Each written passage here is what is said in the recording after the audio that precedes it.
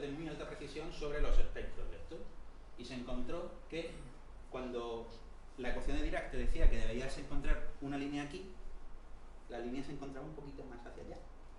Muy pequeño, casi un 4% de diferencia, pero estaba ahí. Y eso fue un problemón. Porque la mejor de tus teorías no era capaz de decirte dónde estaba la línea, sino que se iba un 4%. Y un 4% en física es una barbaridad, se ponen muy tensos los físicos con esas cosas. Y bueno, y en los esquemas de niveles lo que pasaba es que la ecuación de Dirac te decía que el nivel debería estar aquí y en realidad estaba un poquito más arriba, con lo cual el salto no era exactamente el que tú esperabas que fuera, es decir, no era tan grande, era un poquito más inferior, por eso la línea se desplazaba un poquito, ¿vale?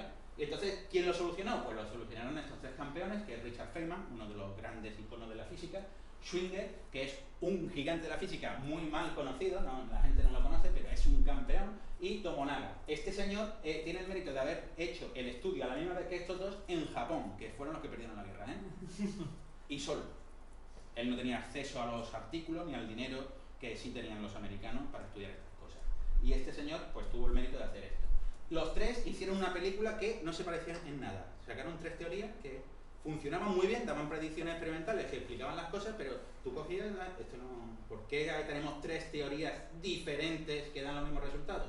Y llegó otro de los grandes olvidados de esta historia, que es Dyson, que demostró, este solo tuvo el mérito, demostró que estos tres señores estaban diciendo lo mismo en distintos idiomas. Es decir, demostró la equivalencia de las tres formulaciones, y cuando se dio el Nobel, le dieron el Nobel a estos tres y a este pues le dijeron, muy bien, Freeman, lo has hecho muy bien.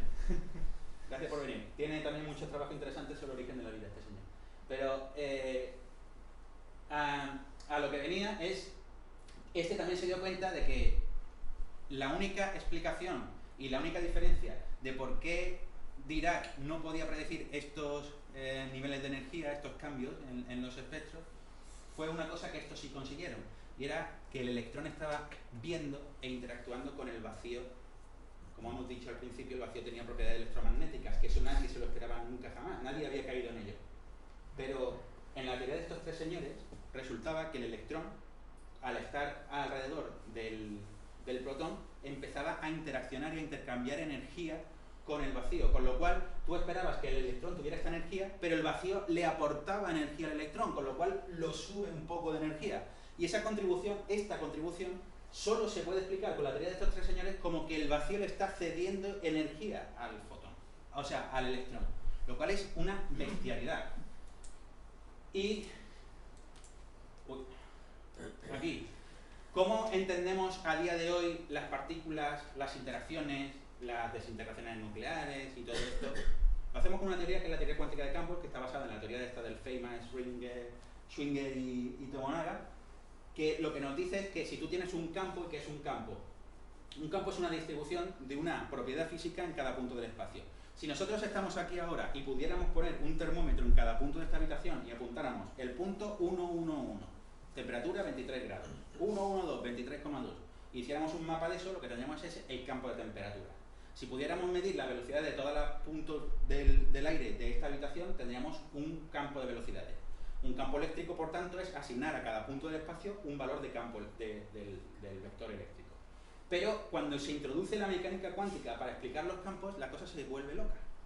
Porque lo que te dice es, los campos se pueden expresar en términos de aparición y desaparición de partículas. Por ejemplo, el campo electromagnético se puede interpretar como aparición de unas partículas asociadas que se llaman los fotones. Es decir, cuando yo tengo fotones es porque hay campo electromagnético, y si tengo campo electromagnético tengo que ver fotones. Eso pasa con todos los campos. Luego puedo definir campo de electrones, y entonces las partículas que yo llamo electrón son excitaciones del campo electrónico, que se llama. Lo cual es una idea muy loca. Las partículas pueden aparecer y desaparecer, y los campos se entienden como presencia de esas partículas. Entonces aquí es cuando se introduce el concepto de vacío cuántico que se maneja en la actualidad. ¿Qué es el vacío cuántico? Pues si yo tengo un sistema, el sistema puedo bajarlo de energía hasta un límite inferior. Todos los sistemas intentan estar en su mínimo de energía. El mínimo más mínimo de todos de un sistema, por ejemplo, si aquí tuviéramos un campo eléctrico, pues el mínimo de ese campo sería el vacío del campo. Y ocurre que la naturaleza confabula para que el mínimo de energía coincida con el estado de no hay partículas de ese campo. O sea, campo electromagnético en su mínimo de energía, no hay fotones presentes. ¿Y eso cómo se llama? El vacío del campo. ¿Guay? Pues vacío es mínimo de energía y no hay partículas asociadas.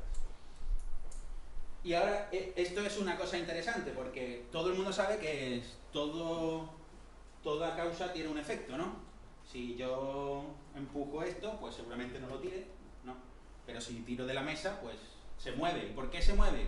Pues porque yo estoy tirando. O sea, hay una causa y hay un efecto. Pero la mecánica cuántica, la física cuántica, también nos ha enseñado un par de cositas acerca de que nuestro sentido común, eso de que toda causa genera un efecto y todo efecto tiene una causa, no es del todo cierto. ¿Por qué? Porque nos encontramos situaciones como esta. Cuando uno tiene un núcleo muy gordo, hay algunas situaciones, los núcleos son cosas que están compuestas de protones y de neutrones. Los protones tienen carga positiva, con lo cual tienden a repelerse.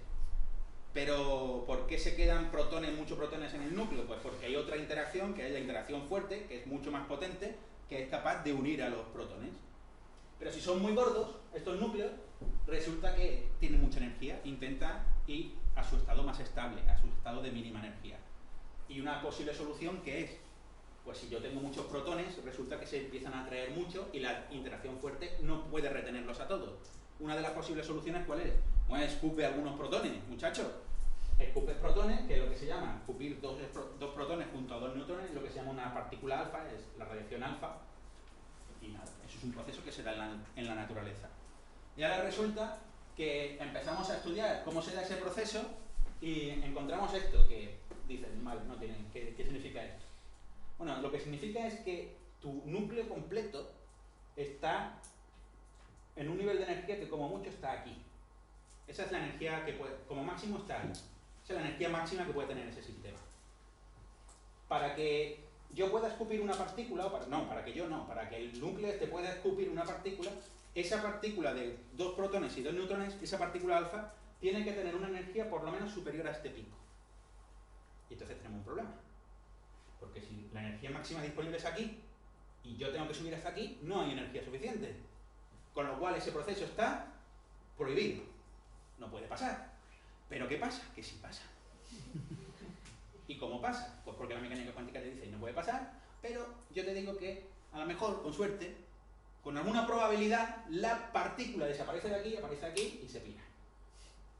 Y dices tú, ¿y cómo? ¿Y por qué? Dices, no, porque puede hacerlo. Es probable. Te lo digo yo, que soy la mecánica cuántica. Entonces tú haces las cuentas y te dice, con tanta probabilidad pasa esto. Y vas al laboratorio, mides la desintegración alfa del polonio y te da que se desintegra como te dice la mecánica cuántica. Pero no os creáis que solo pasa con el polonio. Cuando uno tiene un cablecito de estos que... ¡Ay, se me ha roto la lámpara! Voy a arreglarla. Corto aquí, enrollo los cables, le doy a la luz y funciona. ¡Ay, guay! ¿Por qué? Porque empalma los cables. No, tú no empalmas los cables para empalmarlos hay que empalmarlos así. Tú has puesto un cable sobre el otro y lo has arrugado así, fuerte. ¿Sí? El cable este y el cable este son de cobre y el cobre es conductor. Los electrones se mueven por ahí dentro, ¿sí? Pero resulta que tú no has puesto el cable así, es decir, los electrones no están corriendo por dentro, están así. Y resulta que el cobre tiene una propiedad y es que se oxida fácil, con lo cual todo el cobre que tú tienes, todos los hilos de cobre, la pátina externa es de óxido de cobre.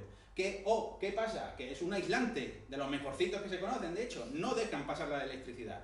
Entonces, ¿cómo poniendo un cable sobre el otro hay electricidad? Si en realidad no podría ser, por efecto túnel. Los electrones van corriendo por allí y, uy, se me acaba el cable, ahí hay uno, uy, pues la mayoría rebotan, pero alguno, con alguna probabilidad, pasa al otro cable. Desaparece de uno y aparece en el otro. ¿Por causa de qué? Porque pueden hacerlo. No hay causa de efecto, es que puede pasar y ocurre. Y ahora, bueno, esto es una cosa brutal y ya vais a flipar del todo, porque nosotros sabemos de que está hecha la materia. La materia está hecha de átomos, moléculas y tal. Y nuestros núcleos, nuestros átomos tienen electrones y núcleos. Los núcleos están formados por protones y neutrones. Y ahora sabemos que dentro de los protones y de los neutrones tenemos tres partículas más pequeñas que son los quarks. Y aquí viene una cosa guapísima, porque todos muy contentos, hicimos experimentos muy caros y eso, lanzamos unas partículas contra otras para ver lo que había ahí dentro, lo vimos y calculamos las masas de esas tres partículas pequeñitas. Y esto es una bestialidad. ¿Por qué? Pues porque, bueno, esto es la masa del protón en 940 MeV. Un MeV por si alguien tiene curiosidad, MeV es una unidad de masa como el kilogramo. De hecho, un MeV es 1.79 por 10 a la menos 30 kilogramos. Es muy pequeño, pero bueno, para no andar con este tipo de números, nos ponemos aquí. Vale, pues ahora calculamos las masas de estas y decimos, este es un protón porque tiene un quark U, U y D, da igual lo que sea. Tiene 3, 2 de un tipo y otro de otro. Y dice, el quark U tiene 2,3 MeV, el quark D 4,8. Si yo sumo la masa de los tres juntos es 9,4. 9,4 son estos tres. Y el protón pesa, pues, esto es un 10% de eso. No puedo justificar un 90% de la masa de los protones.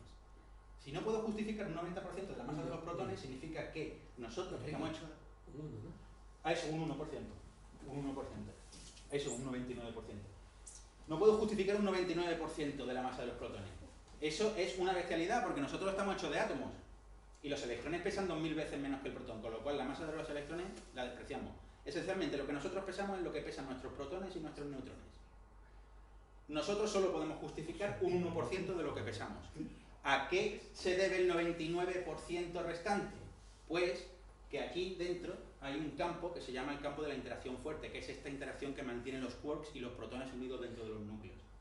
Y ese campo tiene un vacío.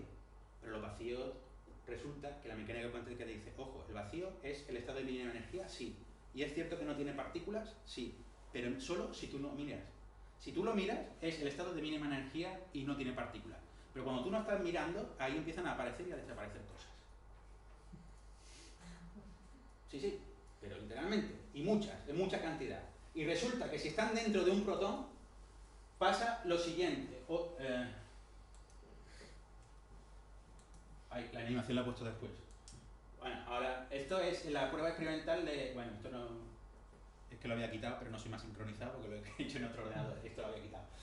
Esta es la prueba experimental de esto. Nos pusimos a mandar electrones dentro de los protones y encontramos esa curva. No importa lo que significa, es tú coges un cañón de electrones y lo lanzas dentro de protones. Y ves cómo salen y con qué ángulo salen los protones, los electrones, con qué energía y con qué ángulo. Y entonces obtienes una curva de este tipo que da igual, solo quedaros con el perfil este. Y con el perfil ese resulta que si solo hubiera esos tres quarks que hemos dicho que estaban, todos los electrones deberían de salir en la misma dirección con la misma energía. Así que solo veríamos un punto en la gráfica. Si solo estuvieran los tres quarks unidos entre sí intercambiando una cosa que se llaman gluones, saldría una curva que empieza desde cero. Pero esta no empieza en cero. Y si hay otra contribución más allá de algo que todavía no sabemos lo que es, esta curva empieza aquí, teóricamente. ¿Sabéis qué es eso? Es la energía del vacío. Si está el vacío cuántico activo ahí dentro, esta curva empieza aquí, que es justo lo que uno encuentra experimentalmente. ¿Vale? Y lo que se ha demostrado es que el vacío cuántico dentro del protón se comporta así. Es una cosa que está emanando energía. Aparece y desaparece, aparece y desaparece. Es tanto como que justifica el 99% de nuestra masa, que es una bestialidad. Es decir, el 99% de la masa de lo que sois es vacío cuántico. Oh. Y bueno, pues los quarks están por ahí, se están atrayendo, están dándole propiedades al protón y están interaccionando con el vacío. Y eso es lo que nos conforma, lo cual es una bestialidad. Y luego pues tenemos la masa de lo muy pequeño. No sé si habéis escuchado esto del bosón de Higgs. El bosón de Higgs explica la masa de las partículas pequeñitas, por ejemplo, del electrón o de los bosones que transmiten las interacciones. Por ejemplo, están los gluones o los bosones W y Z, etc. Lo que vamos a hacer es muy rápidamente. Si esto es el campo, imaginaros que yo describo mi campo cuántico con esta pelotita. Si está en su vacío, esta es la energía que hace como una especie de cuenco. Si está en el vacío, ¿en qué punto de su energía está? En el mínimo, ¿no? Y si yo lo dejara en un punto de aquí, pues caería hasta el mínimo, porque todos los sistemas tienden al mínimo de energía. ¿Sí? Pues todos los campos, cuando están en el mínimo, resulta que están en el mínimo y no tienen partículas asociadas. Ese es lo que habíamos determinado que era el vacío cuántico. ¿Sí? El Higgs es otro programa de la naturaleza, porque el perfil de energías que tiene es así, como un sombrero mexicano. Resulta que si está en la posición de no hay partículas de Higgs presentes, el vacío no está en el mínimo de energía, está por encima del mínimo. El mínimo está aquí. Pero si cae al mínimo, que es lo que haría uno razonable, una persona razonable, si iría a su mínimo de energía, porque es donde está cómodo, aparecen partículas. Eso en el campo electromagnético no pasa. el mínimo del campo electromagnético es mínimo de energía, no hay fotones. Pero en el Higgs es mínimo de energía, hay partículas de Higgs. De hecho, cuando el Higgs baja hasta aquí, ¿veis? Ya está contento, está en su mínimo de energía, aparecen 4 partículas de Higgs. 4. Y esas 4 partículas de Higgs, ¿qué hacen? Vosotros habréis visto, esto es una ilustración de Raquel García Timolín que me encanta, es todas las partículas que nos componen. Sabemos que existe un bosón de Higgs, esto que fue tan famoso, ¿no? Una partícula de Higgs. Y luego tenemos, estos son los quarks, que son los que forman protones y neutrones. Estos son el electrón, el muón y el tau, que son partículas que no sienten la interacción fuerte nuclear y que básicamente son las 3 iguales. Lo que pasa que estas dos pesan mucho más que el electrón, pero básicamente son copias del electrón, pero gorditas. Y estos son los neutrinos, electrónico, muónico y tauónico, que son el premio Nobel de Física de este año, ha sido en referencia a que se ha demostrado que estos hacen cosas locas como que se van convirtiendo unos en otros, ¿no? La oscilación de neutrinos que se llama. Y luego tenemos estas partículas que son las que se encargan de dar la información de, oye, te tienes que atraer o te tienes que repeler con esta o tienes que hacer otra cosa. Por ejemplo, el fotón es el campo, la partícula del campo electromagnético y se encarga de decirle a las partículas con carga que se atraigan o se repelan. El gluón son los que se encargan de atraer a esta gente muy fuerte y son los que forman los protones y los neutrones. Y el bosón W y el bosón Z se encargan de una desintegración nuclear que se llama desintegración débil, que es una cosa muy importante que se da en nuestro Sol y gracias a eso brilla mucho y nos da luz y calor, pero que hace una cosa muy loca, y es que cambia de identidad las partículas. Tú estás hablando con un muón, el muón interacciona con un W, le dices, hey, W, y te das la vuelta y ya no es un muón, es un electrón. Por el medio se han convertido en neutrinos, también han aparecido y desaparecido neutrinos. Pero esta interacción, la débil, que está mediada por estos dos, resulta que cambia la identidad de las partículas. Tú estás hablando con un down y se convierte en un up y cosas así. Pero lo más gracioso es que si la teoría que nosotros tenemos, la mejor teoría para describir estas partículas, nos dice que estas partículas no tienen que tener masa, ninguna. O problema, ¿por qué? Porque la masa ya la hemos medido. Y el fotón no tiene masa, el gluón tampoco, pero estos dos son muy gordos, muy gordos. ¿Quién le da masa a estas? El amigo Higgs. ¿Cómo? Como hemos dicho, el Higgs, cuando pasa a su vacío, genera 4 partículas, y nosotros hemos detectado una. Genera el H+, el H-, el H0 y el H minúscula. Resulta que el W, que son 2, el más y el menos, se comen a 2 de las H's, al H+ y al H-. Es decir, una partícula de Higgs se encuentra con un W sin masa, se la comen, o se aman, o se funden, o como queráis verlo, y el W se convierte en una partícula con masa. Este W- también se convierte con masa y el Z se come a la neutra porque el Z es neutro y se convierte en una partícula con masa. ¿Y qué queda? Esta partícula. Queda un Higgs libre, que es el que hemos visto en los aceleradores. Eso quiere decir, nosotros hemos encontrado esta partícula que justifica toda la imagen anterior, porque si esta partícula no se encuentra, todo lo anterior no es válido. Haber encontrado esa partícula con la masa que la hemos encontrado justifica toda esta película. Es decir, esto hoy por hoy es cierto. Y luego los electrones y eso adquieren masa porque van chocando con partículas de Higgs de esta. Va el electrón, choca, va el electrón, choca, choca. Claro, si el electrón no choca con nada, se mueve a la velocidad de la luz. Pero si va chocando, se frena, se frena, se frena. Entonces, cuanto más te frenas, es decir, cuanto más interactúas con el campo de Higgs, más masa tienes. Son las dos formas por las que el Higgs le da masa a las partículas. Una es, a estos W y Z es porque se los traga, literalmente, a 3 partículas se las traga, y las otras partículas, como los quarks y los electrones, es porque van chocando con el Higgs, con el vacío del Higgs.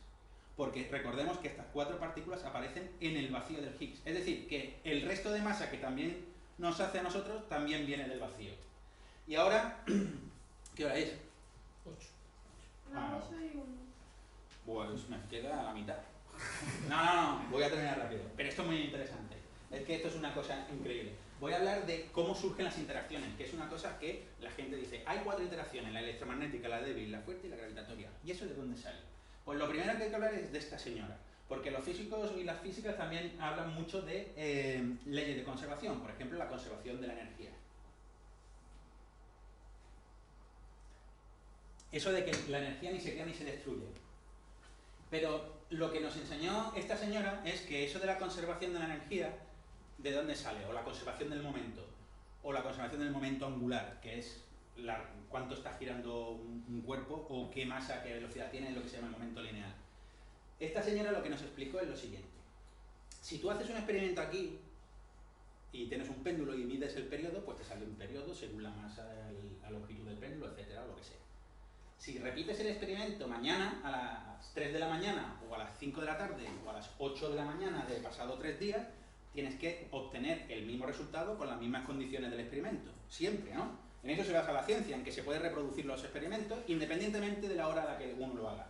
Eso quiere decir que las leyes físicas tienen que ser independientes de a la hora que tú las elijas testear. Pues si eso lo traduces a términos matemáticos, resulta que forzar a que tus teorías sean independientes de a la hora a la que tú las estudias hace que surja una magnitud que se denomina energía, y que esa magnitud tiene que ser conservada en el tiempo. Si tú haces un experimento en este punto, o en ese, o en aquel, todos esperamos que independientemente del punto en el que ocupe, las cosas salgan lo mismo. Por lo cual, ¿qué quiere decir eso? Que nuestras leyes de la física no pueden depender del punto en el que tú quieras estudiarlas. Con lo cual, aparece otra magnitud, según esta señora, nos demuestra que aparece otra magnitud que se llama la conservación del momento. Hay una magnitud que es la masa por la velocidad, básicamente, de las partículas. Eso tiene que ser conservado, ni se crea ni se destruye tampoco. Y evidentemente, da igual que yo haga un experimento en esta dirección, o en esta dirección, o en esta dirección. Pues eso implica que hay otra cantidad que se llama el momento angular, que es la cantidad de movimiento de giro que tiene un cuerpo, que es lo que hace que las pisas, por ejemplo, se aplanen igual que las galaxias por el giro, y es lo que hace que no nos caigamos de la bicicleta, la conservación del momento angular. Pues eso es la independencia de nuestras leyes de la física respecto de la dirección a la que estemos estudiando. Con lo cual, ahí aparecen tres cantidades conservadas que son esenciales. La conservación de la energía no es algo que se invente la gente, es que es un requerimiento muy básico de la física, y es que no puede depender del punto de vista ni de la hora a la que lo estudies, ni del punto en el que lo estudies, ni de la dirección de la que la estudies. Y luego, ¿cómo surgen las interacciones? ¿Por qué surgen los fotones estos que dan las cosas electromagnéticas? Bueno, pues lo que hemos visto es que según vamos poniendo por aquí, si yo estudio la física aquí, en este punto, en este punto y en este punto, tienen que ser la misma en el espacio-tiempo. Pero ahora resulta que la mecánica cuántica nos dice, tienen otras propiedades las partículas que en realidad no están asociadas directamente al espacio-tiempo, sino que son cosas internas suyas. Imaginaros que las partículas llevan un cartelito con un circulito aquí, donde yo puedo poner una flecha, una cosa así, ¿vale? Esto es lo que se llama fase cuántica de la partícula, pero que literalmente es esto. En los libros te insiste mucho en que no te lo imagines así, pero yo casi siempre lo pienso en estos términos. Y entonces tú tienes que tienen una particularidad que se puede medir como un circulito que tú puedes poner una flecha. Ahora resulta que esto es tan gracioso que si tú dices, bueno, voy a cambiar todas las flechas en el mismo ángulo, todas a la vez. Pues las cambio todas, las giro hacia allá, un ángulo, todas a la vez. Si tú impones que las leyes de la física no dependan de la posición de esa flecha, aparece una magnitud conservada también, igual que antes. ¿Sabéis cuál es? La carga eléctrica. Haciendo esa tontería, obtienes una carga, una cantidad conservada que es la carga eléctrica. Y esto es lo que se llama la base de las teorías gauge, que es la base de las teorías que manejamos hoy día. Pero lo que es más es que alguien dijo, un momento, pero vale, bueno, hay procedimientos para hacer eso, de cambiar las fases y todo esto que se llaman en cuántica, pero básicamente es esta imagen. Pero alguien dijo, un momento, pero esto no tiene mucho sentido, porque si yo lo cambio aquí, ¿por qué se va a enterar alguien que esté aquí de que yo la he cambiado y la va a cambiar exactamente igual que yo? Cada uno la cambiará como quiera, ¿no? Porque de hecho, si yo la cambio aquí, como mucho, llegará aquí con un retraso de lo que tarde la luz en recorrer, en informar, porque nada se puede propagar a mayor velocidad que la velocidad de la luz. Y dijeron, vale, pues que cada uno lo haga como quiera. ¿Vale? Que cada uno cambie la flecha en la dirección que quiera. Pero si tú exiges que tu física no dependa de la orientación de esas flechas, aparece una cosa guapísima en las ecuaciones. Y es aparece que los que informan de cómo has cambiado tú tu flecha respecto a los demás son unas partículas que se llaman fotones, que le comunican a esta partícula que tiene carga eléctrica que tiene que cambiar su fase porque el otro también la ha cambiado, con lo cual aparece en las ecuaciones sin nada, aparece la interacción electromagnética, simplemente por un jueguito de flechas. Eso es la base de todas las interacciones así, o sea, con espacios más chungos. Esto se llama el U1, el SU2 y el SU3, que yo no sé representarlo porque es hiperdimensional de eso. Esto es una esfera sólida. Si yo pongo una esfera sólida, es decir, que está rellena, completa, y pongo flechitas que pueden tener distintos radios y distintas orientaciones, y hago el mismo juego, pero sobre esa esfera aparece la interacción débil, esta de que cambia la identidad de las partículas. Y si lo hago en un espacio que no sé representar y hago el mismo juego, aparece la interacción fuerte, los gluones. Es decir, que si uno se pone a pensar, las leyes de la física no son nada más que manifestaciones de libertades que tienes de actuación en el espacio-tiempo. No tiene una existencia independiente de lo que es el espacio-tiempo. Y esto lo voy a dejar porque se me va a ir a la mano. La verdad es que tenía mucha ganas de esta charla, pero que yo creo que se me ha ido de la mano. Voy a terminar con esto. Iba a hablar del multiverso, pero bueno, otro día me invitáis. La cuestión básicamente es cómo entendemos ahora que se creó nuestro universo. Pues esto de que todo se comprimió en un punto que después explotó no tiene sentido, porque ese punto tendría una densidad infinita, curvatura infinita, temperatura infinita. Los infinitos pues como que estorban un poco. Lo que se sabe o lo que se interpreta ahora es que al principio tenemos un vacío cuántico, y si estamos en un vacío cuántico resulta que estamos en una situación que ese vacío se comportaba como el vacío de Higgs. Estaba en un vacío que no era el mínimo de energía, pero no había partículas, no había nada, pero no estamos en el mínimo. Resulta que cuando uno mete la gravedad de por medio, ese vacío hace que el espacio se expanda exponencialmente, muy rápido.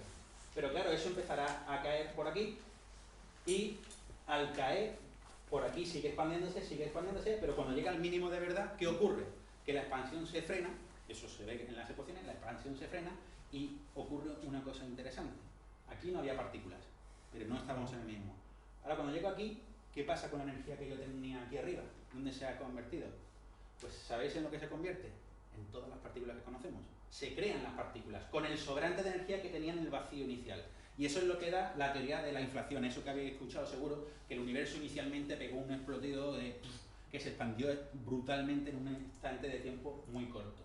Entonces, cuando yo llego aquí, el campo se va a su vacío y se crean todas las partículas. Esencialmente podemos decir que nuestro universo es un préstamo del vacío. Y resulta que esa teoría, ¿sabéis lo que da como predicción de lo que deberíamos de encontrar en la radiación cósmica de fondo? Da esta gráfica, que es justo la que se encuentra. Con lo cual estamos bastante seguros de que esa imagen es bastante cercana. Es verdad que faltan por aquí unos flecos que sería muy importante estudiar. No sé si escuchaste esto del Bicep 2, que encontró la polarización, que al final no era porque se habían equivocado y tal. Pues estudiaron esta zona, que veis, estos son barras de error, no estamos nada seguros de dónde están esos puntos, pero bueno, dentro de poco van a salir resultados sobre esa zona. Y, bueno, y claro, aquí la gracia está. Para resumir, en lo azul estamos en el falso vacío este que tiene energía, que se está expandiendo muy rápido. Pero claro, esto que hemos contado de que se crea el universo porque esto baja al mínimo de verdad y se crean las partículas y todo eso y se frena la expansión, ¿eso se da en todo el universo a la vez? Porque el falso vacío este se está expandiendo exponencialmente. Y la respuesta es, no tiene por qué. De hecho, la teoría lo que te dice es que solo basta con que eso pase en una región pequeñita. Si pasa en una región pequeñita, y en esa región pequeñita ya no se expande exponencialmente, sino que se expande más lento, pero hay dentro que se ha creado partículas, se ha creado un universo. Pero lo mismo que se crea aquí, se puede pasar aquí o puede pasar aquí, y son cosas diferentes. La transparencia esta que me he pasado antes es para una explicación de por qué las leyes de la física y el número de partículas y todo lo que conocemos aquí, aquí y aquí no tienen por qué ser las mismas. Eso también se entiende. O sea, aquí puedo tener electromagnetismo y aquí no. Aquí podría tener más familias de partículas en vez de 6, 12. Es decir, la física podría ser diferente. Y lo que es más guapo, esta imagen te da la sensación de que son universos que están encapsulados en burbujas, ¿no? Si uno estudia matemáticamente cómo es la forma de esos universos, esas burbujitas, lo que obtiene es, bueno, esto es una representación, son universos infinitos, se abren infinitamente. Desde fuera a ti te da, bueno, en el dibujo te da imagen de que es una pelota, pero en realidad es una cosa infinita. Y lo más guay, ya voy a acabar de verdad, son dos transparencias lo que queda, de algo a nada. Se puede llegar a la nada de verdad, y por nada ahora ya no es vacío cuántico, que sí que hay partículas, que sí que fluctúa, que sí que sube, que sí que baja. No, a la nada, no energía, no partículas, no espacio, no tiempo. Bueno, pues estos dos señores, este es Sidney Coleman, que es un físico muy prestigioso, que le encanta ponerse a hacer cosas así en las fotos, y Edward Witten, que es un físico muy prestigioso, que se encarga en ganar premios de matemáticos, gana la medalla Fields, entre otras, y pues estos hicieron un trabajo muy guapo. Y el trabajo consistía en lo siguiente. Dice, imagínate que tú tienes un universo que en vez de tener 4 dimensiones, como es el nuestro, tiene 5. Por imaginar que no quede. No es una posibilidad descartada todavía. De hecho, se piensa que podría ser así. Eso quiere decir que, imagínate que tu universo es esto de aquí, y que además hay otra dimensión extra, que es estas líneas de aquí arriba, ¿vale? Es como si solo tuviéramos esta habitación, el suelo, y ahora alguien nos dice que no, que también existe la dimensión vertical. Dice, vale, imagínate que tú tienes eso.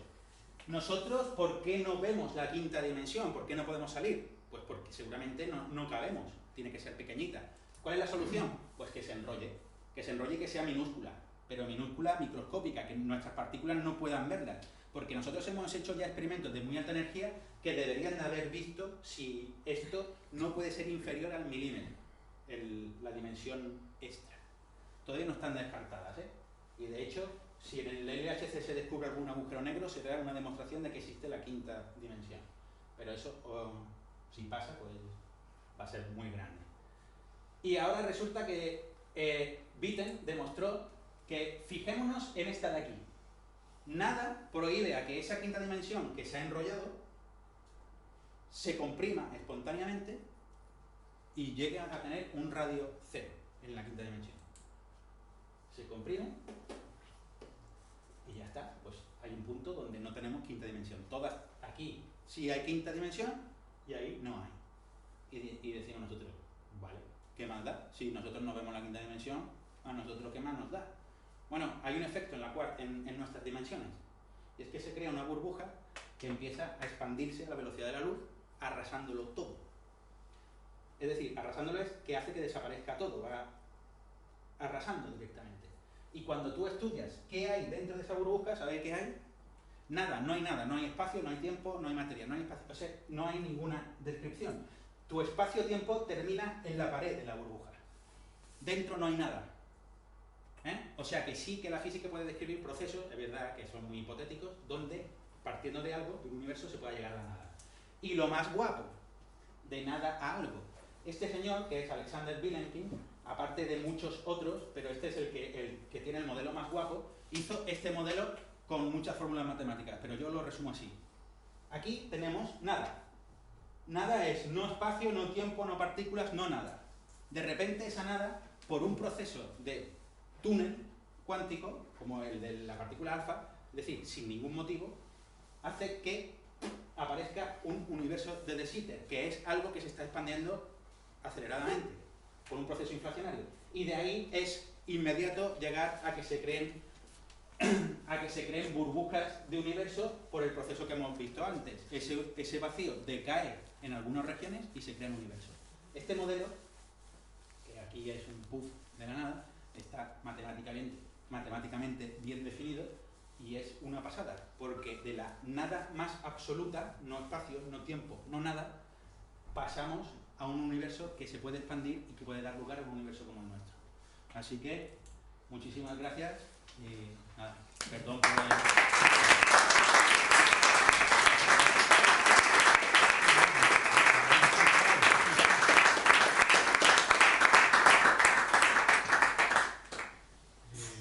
Bueno, pues a partir de ahora se abre el turno de preguntas si alguien lo tiene. ¿Alguna pregunta? Y podéis proceder. Sí, tengo una.